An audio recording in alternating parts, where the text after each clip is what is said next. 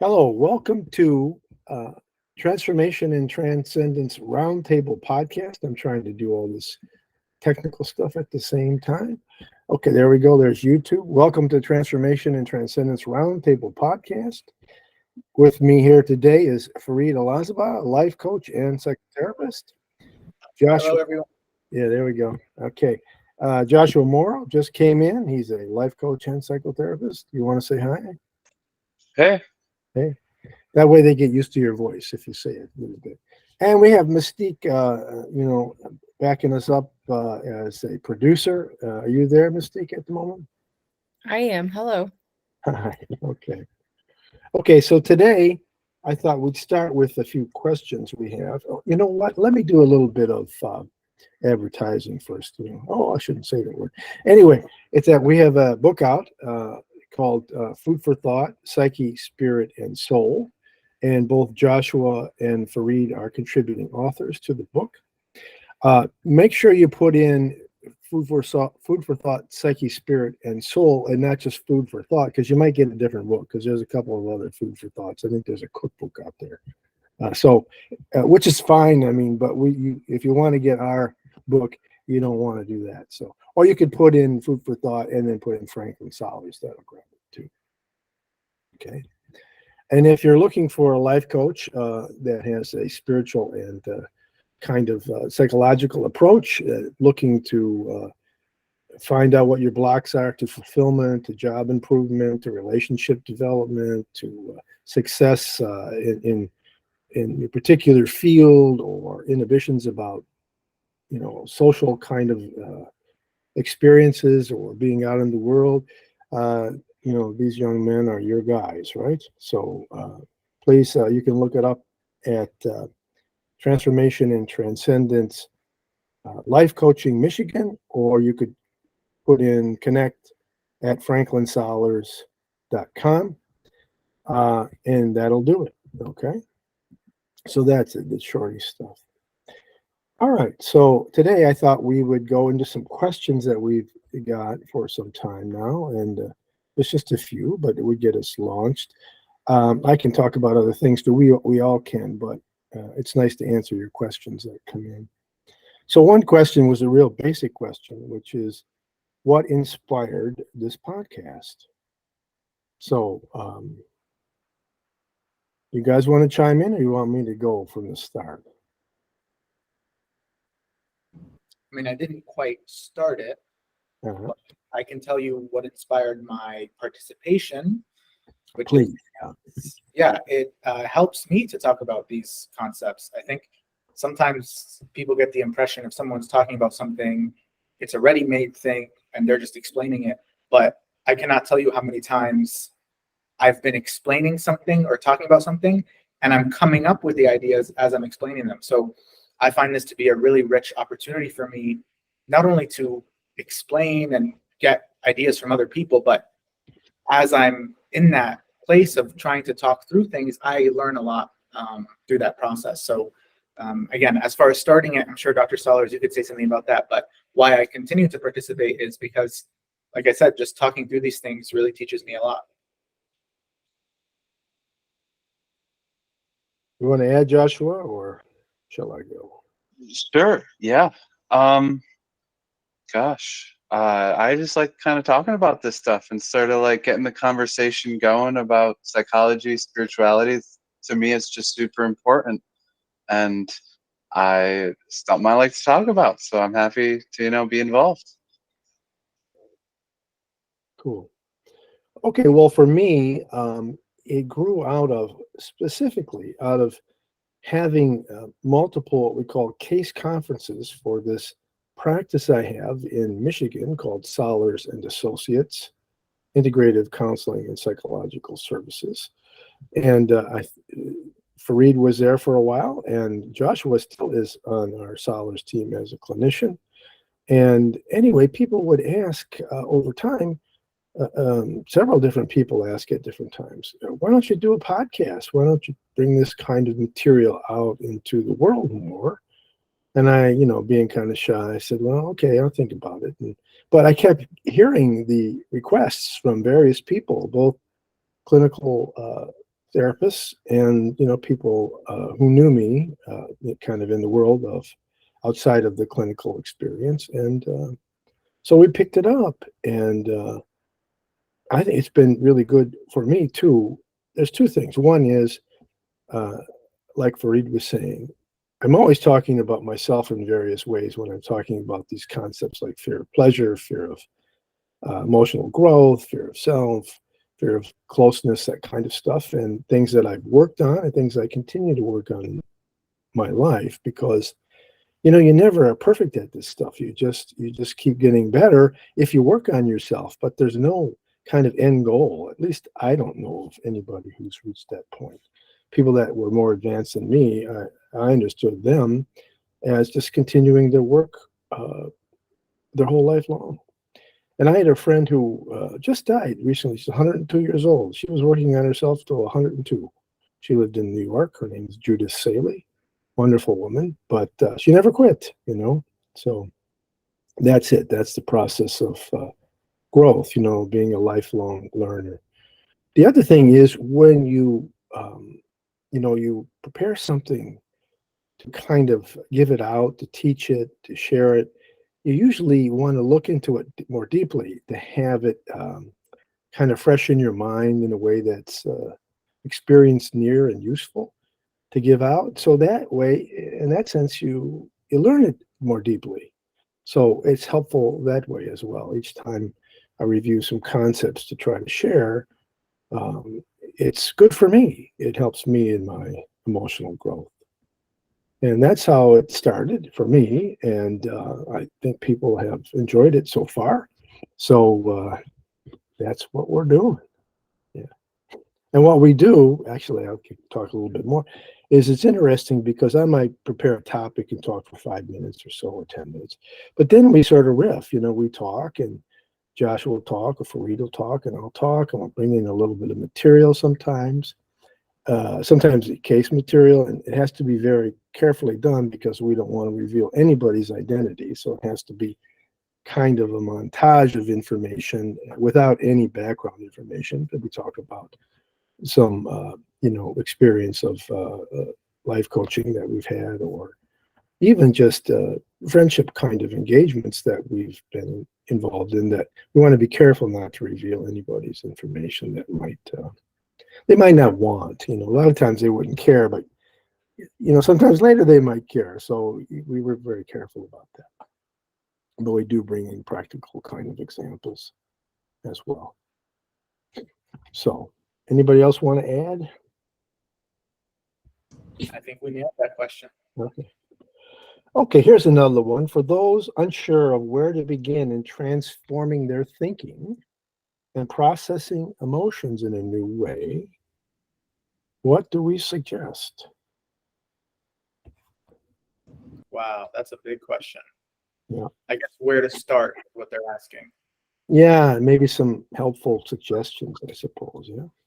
I guess just observing, right? Because if you dive right into it, having a change it, fix it mindset, I think sometimes we can get a bit ahead of ourselves. Just observing, okay, in these contexts, I tend to have these thoughts, and these kind of thoughts have this effect on my mood or behavior. Particularly making a practice of observing your thoughts throughout the day, maybe at the end of the day, journaling, reflecting. Here was the high point of my day. Here was the low point of my day. Here was the most anxious part of my day. Here was the part of my day where I was flowing and feeling the most absorbed in what I was doing. And just starting to put together the pieces of, okay, it seems like these are the complexes that I have, the patterns that I'm playing out. If I had to guess where to start, it would probably be just that practice of observing things throughout the day and starting to put things together. Very good. To add to that, that's, to me, that's the mindfulness piece. Like, you've got to be able to see what's going on internally. And then for me, the step would be like disidentifying from it. Like, this comes from like a yoga world of long past in my life, but like in the meditations I remember doing, it was like, you're not your thoughts, you're not your emotions. Like just constantly repeating this mantra of that, these thoughts that I'm having, those aren't me. These emotions that I'm having, that's not me. These beliefs that I have, that's not me. These are, and through my psychological practice, it's like, okay, well, these are parts of me, but that's not this true core self. And then to look at, okay, like, what is this thought doing for me? How are these things trying to help me? Like, I tend to look at it as like, at least in my own personal life, like if I'm dysregulated in any way, if I'm having a strong emotion, how is this protecting me? What am I defending? It's like so much of our internal world are just defense mechanisms. And so it's like, oh, well, this thing happened to me. Now I'm feeling this way. Well, what am I defending? How have I been hurt in the past that has made me have to feel like I need to defend myself against this thing? And to speak to the complexes that you brought up, Fareed, I think that those typically are just like a conglomerate of all these different defense mechanisms that we have. And so that's how I tend to view it, at least initially coming out the gate. And I think mindfulness is the right word for it, Josh. And I like that you added this piece of kind of having an external view, not associating the thoughts and feelings with a kind of a core self, because that's what can make it hard to observe them. Because then we think, well, if we observe them, that means that we are flawed in some way. That means something about us essentially. To add to this idea that, by the way, I've had clients do before, I call it a day review, where at the end of the day, they journal, as you said, Josh, mindfully think about what they've experienced in the past day. I suppose to add your insight, Josh, it would mean maybe narrating in the third person, right? This person at the beginning of the day, they felt this way, then this happened to them, then this happened to them. By taking this kind of bird's eye or external view of your day, you can do that kind of decoupling that can help to give you a more objective look about your thoughts and feelings, and then start to do the work of hopefully changing them and transforming them. Very good. And some people like to write and make a journal. Actually, that's a journal. And other people have a harder time. Me, I have a harder time doing that. But I do, you might say, journal psychically every day. Every day. I review the day. And not only, I mean, I do that in the evening, sometimes the next morning when I wake up. It's interesting that when you first wake up, what comes to your mind, you know, out of that sort of whatever, that twilight state. And then a lot of times it's rich in terms of material you could work on, you could find. If it's a negativity, what's the higher self underneath it, and what are you defending, as Joshua was saying, and it can be very helpful that way. What else was I going to say? The thing about reviewing it too with a sense of distance, it's really important, because what can happen, and I think you guys have both said this in your own way, is if you look and you have a negative feeling, say it's a malice, it's entitlement, it's a judgmentalness, or it's a criticism that snuck out of you and you felt angry, and you didn't really want to feel that way, but you did. And then you start to think, well, that's who I really am. I'm this mean, crabby guy who just says negative things. That's not really true. You lose track of, your core self, your higher self, and you start to define yourself with whatever faults you're trying to work on. But there's always this observing self that's also connected with the rich core self, which is the universal self, which is love and charity and kindness and joy and passion. Believe it or not, that's who we really are deep down. That gets covered up by our faults and our negativity that's happened through our injuries, our developmental vicissitudes, things like that, perhaps even past life experience in the same kind of way. And the job is to identify issues and negative feelings, even positive feelings that we maybe can't sustain because we're frightened of them, because they're going to carry us away or, lead us into love, and we don't want to quite do that, or surrender. Identify them, but not identify with them. Identify them, but not identify with them. Yeah. So that, you can process them, you can work on them, but you don't say, this is who I am. That's the ultimate real me. It's not the real us. It's something we're working on. It's like a layer cake. You got the, the self up here that we show to the world, right? Maybe to ourselves a lot of times. Sometimes it's called the idealized self. And then you got this stuff that comes up, right? Like Rumi talks about in the guest house. You let whatever comes up, the malice, the negativity, the judgment, whatever it might be, the sadness, come through and experience it, and then contain it, and then you can work with it. You can process it because you're conscious of it. And then, but underneath, it's all the negativity is a distortion of the light and the love. It's a refraction of love.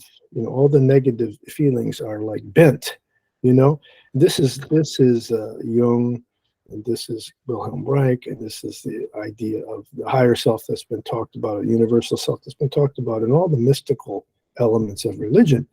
That this is who we truly are, and it's distorted. It's distorted. So both the idea that we have a damaged, wounded, even corrupt element to our personality is there, but the fact that we come and we have a core self, a universal self that's love, is also true, but kind of distorted. And the process is to work our way back to the core, to the sharing, loving, joyful, inclusive part of us that feels at one with everyone else in our ecology and our planet and that kind of thing, as best we can, right? As best we can as we go forward each day.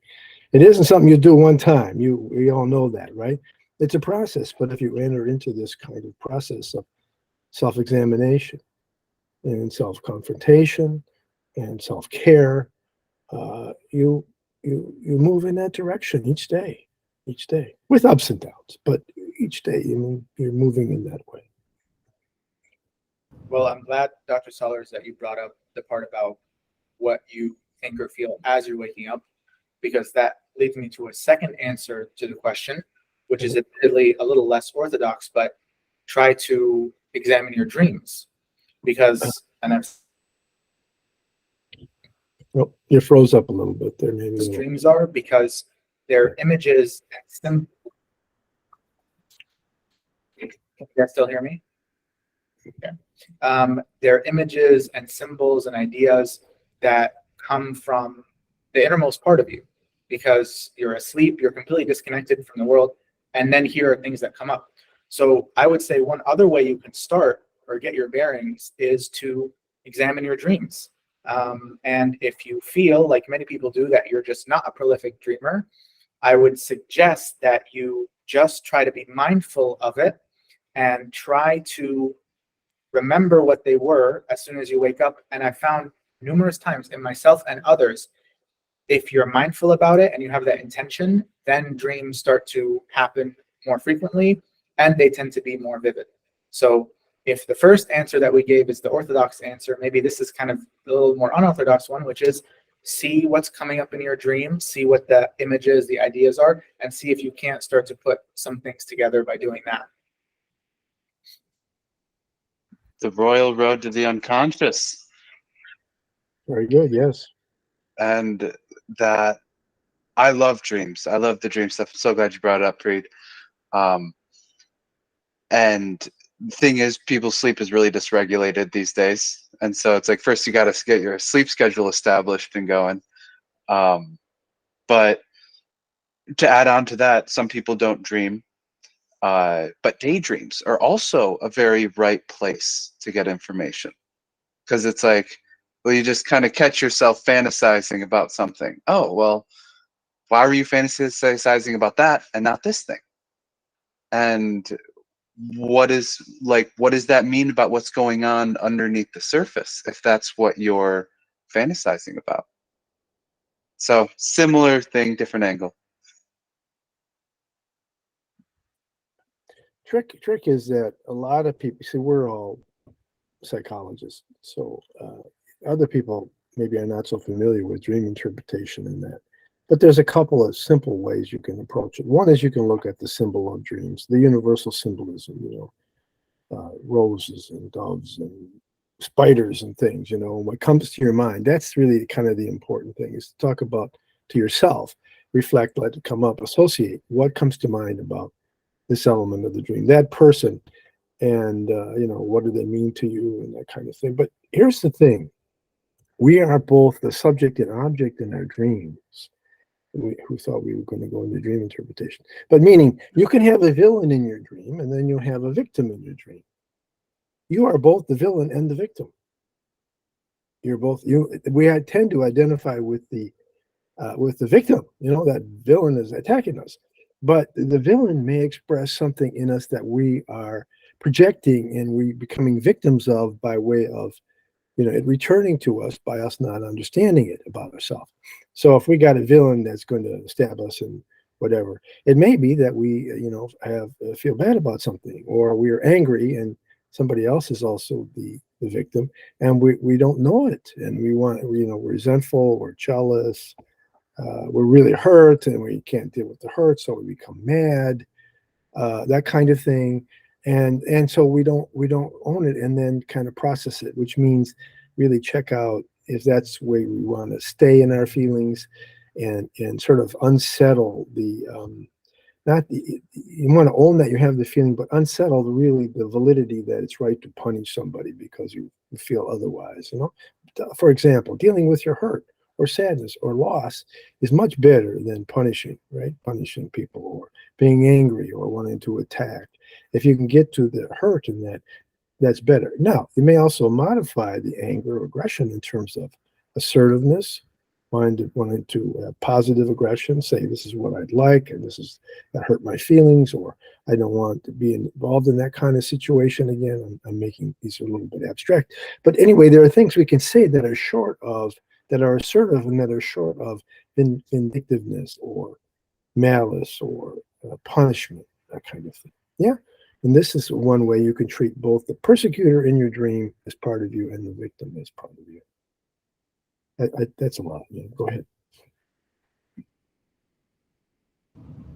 I'll add one more method to that, Dr. Sellers, and I hope we're not straying too far off topic, but as you said, riffing. I like to think of dreams as setting up a certain set of symbols that lead to a punchline. And it sounds very simplistic, but you'd be surprised how many dreams of myself and others I've understood by anticipating the meaning of the whole dream as being leading you through its symbols and images to a given punchline. So what do I mean by this? I had a dream a couple of days ago where I was on a beach and there were turtles all around me. And then there was this big turtle shell that was empty. And I saw this beautiful red and gold design on the turtle shell. And I thought to myself, I'd like to extract this in some way, break it down and take the shard with me. But then at the very end of the dream, I thought to myself, that's tricky. Like maybe I'll end up breaking the actual design itself. I don't know how I would go about doing that, whatever. So I woke up and I had no idea what the dream meant, but it was a pretty dream. I liked turtles, the design was cool, whatever. That day after the dream, I was having a conversation with one of my friends and the topic was coming out of your shell. And then the punchline of the dream hit me, which is it's hard to break the shell. And in the dream now, when I think back to it, I think of all of the images converging to lead to that punchline because, yes, essentially what I found myself in the dream encountering is this situation where it was hard to break the shell. Now, of course, I could go on to share with you personally what that phrase meant to me and what it meant in the context of the conversation, but it's enough to just show what I mean by finding the punchline of the dream. And of course, usually it uses a lot of tricky linguistic tricks and metaphors and stuff like that. But to use that example, I learned a lot just by understanding the dream in that way. So if you can look for that punchline that the dream seems to be conspiring to, I think that's another way to understand the dream. It sounds like a visual poem with a punchline. Go ahead, Joshua. Go ahead.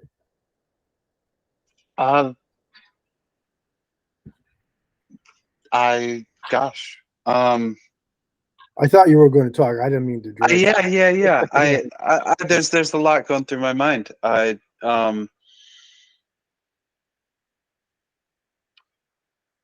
guess I just wanted to add to the point of this little bit of dream analysis talk of like these symbols, these things. Like the way that I get it is that like we have this like mythopoetic function internally, and so there's these parts of this part of our unconscious mind is just, it can't communicate in words, it can only communicate in images, and there's this sort of like blending of these different categories that leads to all this like weird surreal kind of like dream stuff. And like one way of looking at it with like the shell is like, okay, what is the shell like? Could it represent? Like, okay, it's a hard thing. Okay, it's a protective thing. Like let's say like a vehicle, like a car. Okay, like what is that? Well, it's a thing that gets you from point A to point B, or it's this thing. Like different things mean stuff to different people, but being able to look at these symbols and objects in the dream and being able to like extract out the essence and look at each piece of the essence and how they're put together can help tell the story better in words, to like translate the dream sort of from visual language into verbal language. Yeah, very I don't good. know if that's... Yeah, that's good. And it's a struggle. It's always a struggle. And we always have to struggle with the material and see what comes to mind and find the metaphor. But go ahead, Fareed. You can finish up, then we'll pivot to another question. Yeah. Josh, I think you're on the right track by explaining the process of dream interpretation as a kind of translation between the world of symbols to the world of images. The way I think of it is, you have first the level of the symbolic, whatever existential problem someone is involved with, whatever interpersonal conflicts they have, that's on the level of the symbolic. What the dream does is to translate that symbolic situation into the world of visual images. And so, to use my dream as an example, this image of a shell that has a beautiful design on it that's kind of decrepit, that is, Freud would call it a condensation. So that one image contains many symbolic pieces. The piece about the shell, meaning maybe something that protects you or guards you, but also the piece of the part that's valuable. That's the thing, the red and gold. That's the thing you're aspiring to, the future state you want. But then also the fact that it's tricky to break too, right? The fact that it kind of looked brittle to me. Those are all one image, right? They've been condensed into one, but by analyzing the image, you can see how it's related to multiple symbolic elements. So what the dream does is it takes the symbolic conflict, it condenses it into an image, and then your job is basically to do the opposite. Your job is to read the images in such a way that you can unfold them back into their symbolic significance, which of course you do by verbalizing. When you verbalize the images of the dream, in that very process of verbalizing it itself is where you do it. And the reason I know that for a fact is because this punchline that I'm talking about, it often happens that as you're talking about the dream, that's when it comes up. Like, for example, in this example, it was me saying, yeah, and I saw this damn shell and it was really hard to break the shell. And then I go, okay. So there's the line of the dream that it was really leading me to. But yeah, so I like what you said, Josh, about translating. Essentially, the dream translates the symbolic into the imaginary, and read that as imaginary. And then our job as the interpreters of the dream is to take the imaginary and translate it back into the symbolic. Very good, very good. Well, and hopefully people can glean some helpful information from this as they struggle with their dreams. And maybe it won't be such a struggle. Maybe this will be helpful to them. So let's pivot now to, let's see, who can benefit? This is a very simple one here. Who can benefit from life coaching? Well, who wants to jump? Who wants that one? I think that everyone could benefit from life coaching. That's a softball, isn't it? Yeah. Yeah, that was a good one. Yeah, that's good. Yeah. I like I like that, and viewers can confirm this for themselves. Literally, the moment that you said softball, I went like this, and exactly it. I did the visual representation, the imaginary, and then you did the verbalization, the symbolic, and then they were condensed together in the video. So that was cool. Yeah, is that your best Lacan there? Is that Lacan there you're going? Yeah, exactly. Very good. Well, so here's the thing. I think what we try to do in life coaching that's a little different than psychotherapy, is that, we we may go deep, but it's in a simpler kind of way. And what we do is we find whatever your goals are. If you want to improve your relationship, your marriage, if you want to advance your career, if you want to start a new business, if you want to, stop waiting and start creating some things in your life, you want to open up your creativity and move forward. We help you define what you're looking for, and then we look at what's getting in your way. We call them a block or something, which may be something that shows up in a dream. It may be something that gets elaborated in a dream, or it may be something that, as we talk about it through narrative, through communication, it gets revealed, and then we can find ways to unsettle what's getting in your way. It may be, your anxiety about something. It may be the sense that you don't deserve it. It may be imposter syndrome. It may be the sense that, you don't want to put in all this time, and it's scary because you're going to take away from something else. How can we overcome this dichotomy of taking away something from something else when you're trying to advance something new? Maybe there's a middle path kind of thing. These are some of the things that we might explore in life coaching that may be different than coming in and say, well, I'm depressed. How do I change that? Which we could do too as life coaches, especially since all of us are psychotherapists in our history.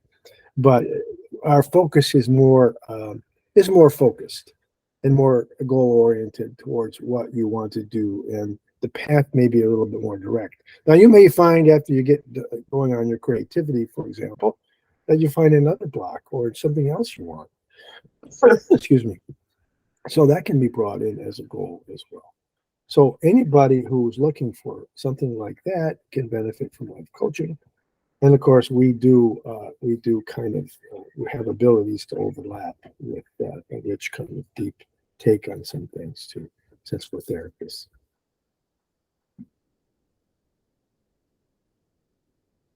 I kind of just want to add to that, where from my experience as a therapist, it's I see in my clients it's super beneficial to have this space where you can just talk about whatever you want, and you don't have to deal with the social implications. You don't have to deal with like there's so much that you don't have to worry about in that type of relationship as a therapist, that people are able to just openly and freely share things once they're comfortable.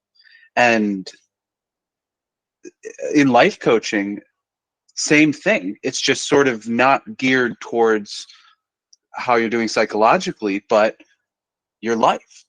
And that just having that space is so useful, to just that free open air to just talk and to just figure stuff out, and have someone on your side trying to help you figure out what you want. Because everyone always wants, but in the world, there's all these people that they want things from you, you want things from them. Like, there's all this stuff that, therapist, life coach, we're just out of it. We're just on your team to help you get what you want. And I think that is super valuable. Absolutely. All right. Well, I think we're a little late into going to another major topic, but let me, how can I say this? Well, okay, I can deal with one other question, but I will, I'll only deal with it in a small fashion. Maybe we can go into it next time. Somebody asked me, said, is this, what we're talking about, is this utopia or dystopia? And I don't know if they were playing with the words because they sounded poetic, or they really understood what dystopia and utopia meant. But of course, it's not dystopian to talk about advancing your life emotionally, but utopian, I could get that a little bit. That they think this may be pie in the sky kind of stuff.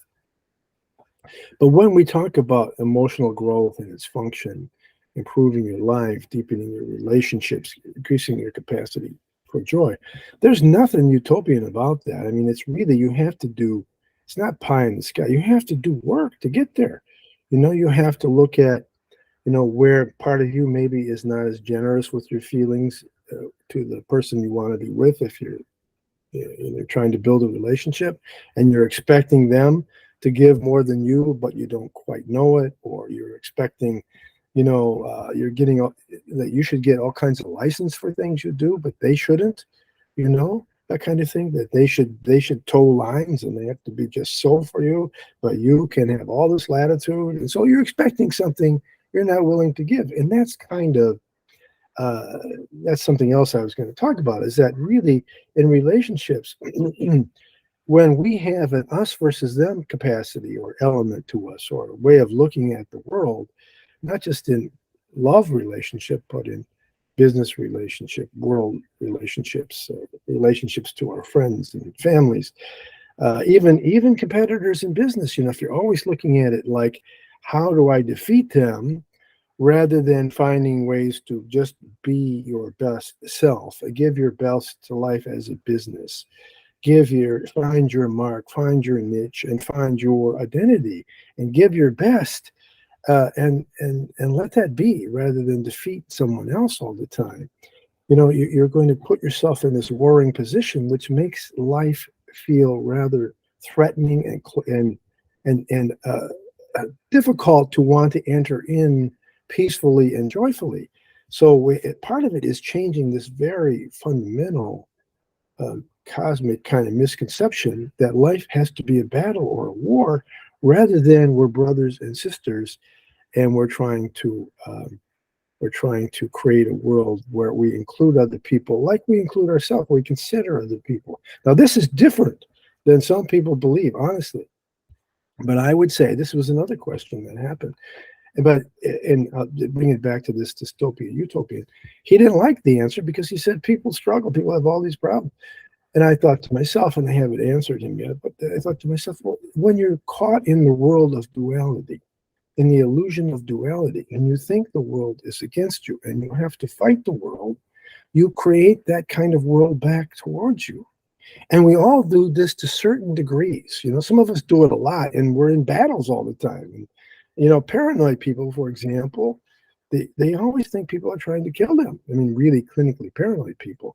Less than that, people with kind of social anxiety and social phobias, they think people are going to judge them, criticize them, be nasty to them. Why is that? For the person who is clinically paranoid, they're projecting and they're believing that people have these angry, murderous feelings like they feel inside themselves, and they're not willing to own and process. People who are worried about people judging and criticizing, they're most often, they're judgmental and critical themselves, but they'd rather see it in other people. This is Jung's shadow. They'd rather see it in other people than see it in themselves and begin to change it. And then they get caught in the dilemma, well, if I see it in myself, which is where we started today, how do I not beat myself up? If I see it in myself, am I a horribly bad person?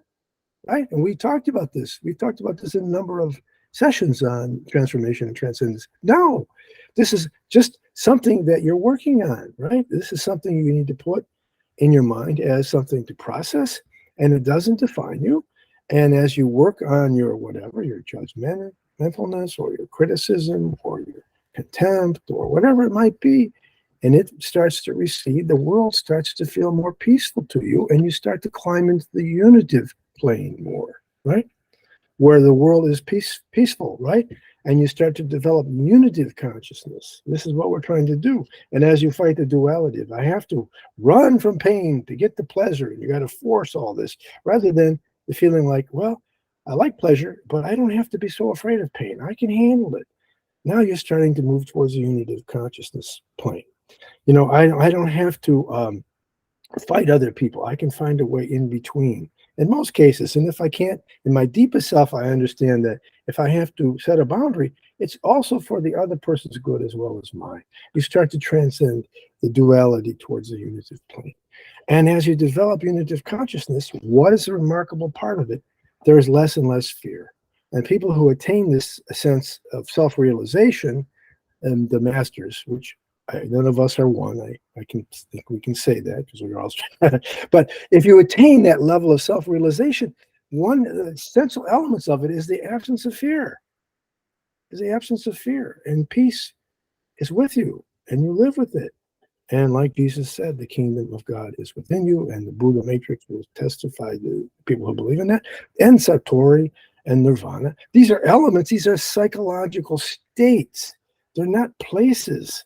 The places that we create as we carry around with us, but they're mainly psychological states that we're striving for, little by little. And you know, we're probably going to be processing this our whole life. But if we move 10% in that direction, 15% in that direction, 5% in that direction, life will be very different as you go forward than it was the day before or the year before. That's how it works. And Dr. Sellers, Islam calls that path the straight path, Sirat al-Mustaqim. Yeah. And I like that visual imagery of it's the straight path because I think that kind of evokes what you said about transcending the duality. There's Yeah. a duality of, in the Islamic framework, the duality of God's wrath and the duality of God's love, and the straight path towards that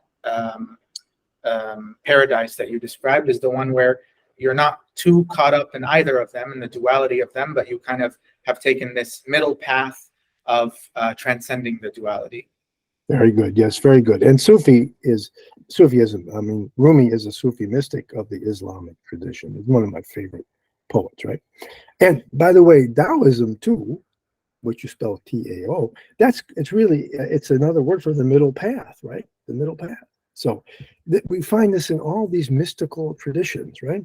To transcend, to own, to understand we live in this world of duality, but by processing these opposites and not fighting things and not fighting us versus them and pleasure versus pain and right versus wrong, but finding the way between these two opposites that we transcend the world of duality, which also includes, do we accept ourselves? If we accept ourselves, are we horrible or are we good? Or are we indulging ourselves? And the truth is, as you accept yourself the right way, you can advance. If you accept yourself the wrong way with resignation and self-judgment, you don't advance. So it's how you navigate that middle path between self-acceptance and self-examination and self-work, right? How you do that. That's what's really important.